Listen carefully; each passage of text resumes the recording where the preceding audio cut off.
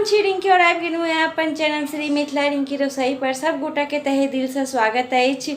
आई हमर किछु special day अछि, तो की अछि स्पेशल डे, चलू अहाँ सबके हम सरप्राइज दै छी और हमर स्पेशल डे के अहाँ सब खूब स्पेशल बनाओ और नीक लागत हमर ई वीडियो सब, तो अहाँ हमर चैनल के लाइक सब्सक्राइब शेयर जरूर करबै। तो चलू फटाफट हम अपन स्पेशल डे अहाँ सबके संगे हम शेयर कर रहल छी।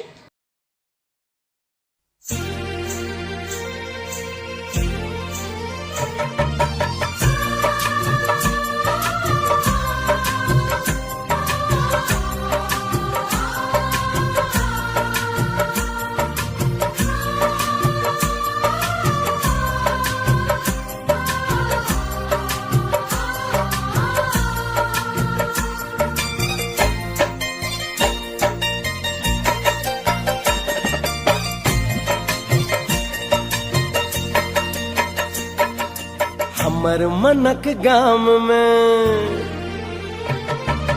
हमर मनक गाम में ईशोर भऽ गेलै। हमर मनक गाम में ईशोर भऽ गेलै। अहाँ एलियै अन्हार में इजोर भऽ गेलै। अहाँ एलियै अन्हार में इजोर भऽ गेलै। हमर मनक गाम में ईशोर भऽ गेलै। अहाँ एलियै अन्हार में इजोर भऽ गेलै।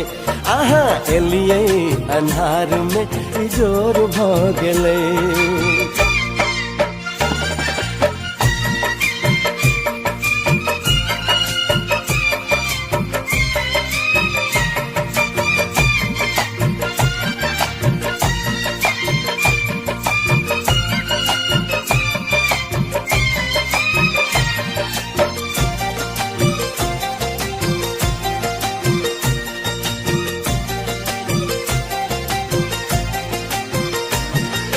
केना कहूँ अहाँ के हम सबक सामने, लगते ने असगर मन आब गाम में।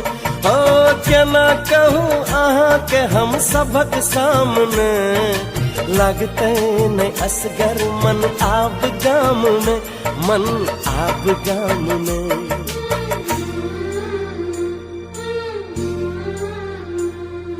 चर्चा ई गपक चारू ओर भऽ गेलै। चर्चा ई गपक चारू ओर भऽ गेलै। अहाँ एलियै अन्हार में इजोर भऽ गेलै। अहाँ एलियै अन्हार में इजोर भऽ गेलै।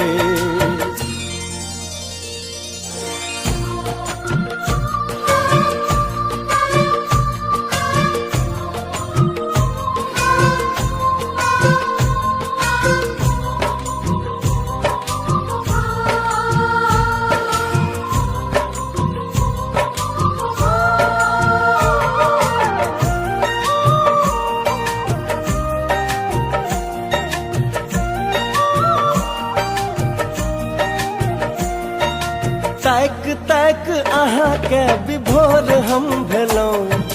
केकरा से कहिए कि अहाँ की केलहुँ। तैक तैक अहाँ के विभोर हम भेलहुँ। केकरा से कहिए कि अहाँ की केलहुँ। कहू अहाँ की केलहुँ।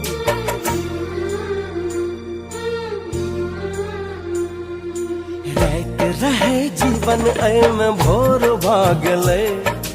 रात रहे जीवन एहिमे भोर भऽ गेलै। अहाँ एलियै अन्हार में इजोर भऽ गेलै। अहाँ एलियै अन्हार में इजोर भऽ गेलै। अहाँ एलियै अन्हार में